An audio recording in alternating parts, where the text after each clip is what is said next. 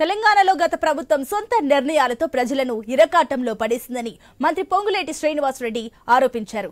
ఎన్నికలు వచ్చినప్పుడు ప్రజలకు మాయమాటలు చెప్పి 2 సార్లు అధికారంలోకి వచ్చారని బీఆర్ఎస్ పై ఆయన మండిపడ్డారు. వారు చేసిన తప్పులను సరిదిద్దుకుంటూ తమ ప్రభుత్వాన్ని కొనసాగిస్తున్నామన్నారు పొంగులేటి. దేశంలో ఎక్కడా లేని విధంగా ఇప్పటివరకు రుణమాఫీకి 18,000 కోట్లు విడుదల చేశామన్నారు. నిర్మల్ జిల్లా మూతోల్ ఇన్ఛార్జ్ మాజీ ఎమ్మెల్యే నారాయణరావు పటేల్ ఇంటికి వచ్చారు పొంగులేటి.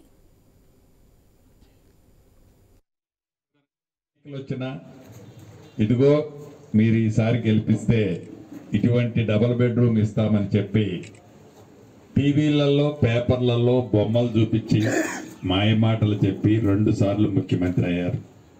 తీరా ఇచ్చింది ఎంత అంటే ఇల్లు కానీ లేకపోతే నిరుద్యోగ యువతకి ఉద్యోగాలు కానీ చివరికి కొబ్బరి నీళ్ళు లాంటి మిషన్ భగీరథ ద్వారా కొబ్బరి నీళ్ళు లాంటి మంచినీళ్ళు మీకు ఇస్తున్నానని చెప్పి అంతకుముందు కాంగ్రెస్ ప్రభుత్వం ఉన్నప్పుడు గ్రామాల్లో ఎంత సమృద్ధిగా నీళ్ళిచ్చే వాళ్ళమో మనకి తెలియంది కాదు.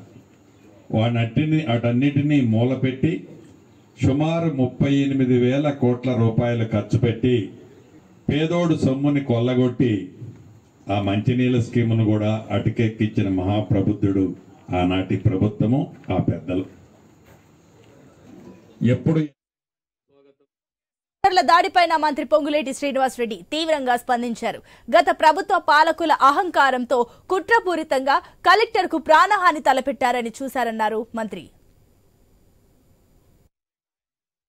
ఎవరైతే నిస్వార్థంతో పనిచేసే ఉద్యోగస్తులని భయభ్రాంతులను చేయటం కోసం తెర వెనుక ఉండి ఉద్యోగస్తుల్ని వారి ప్రాణానికి ఒక భయాన్ని కల్పించే విధంగా వారి అహంకారపూరితమైన గత ప్రభుత్వ పెద్దల ఆలోచనలతో ఎలా చేశారో మనందరం ప్రత్యక్షంగా రాష్ట్ర ప్రజలంతా చూశారు.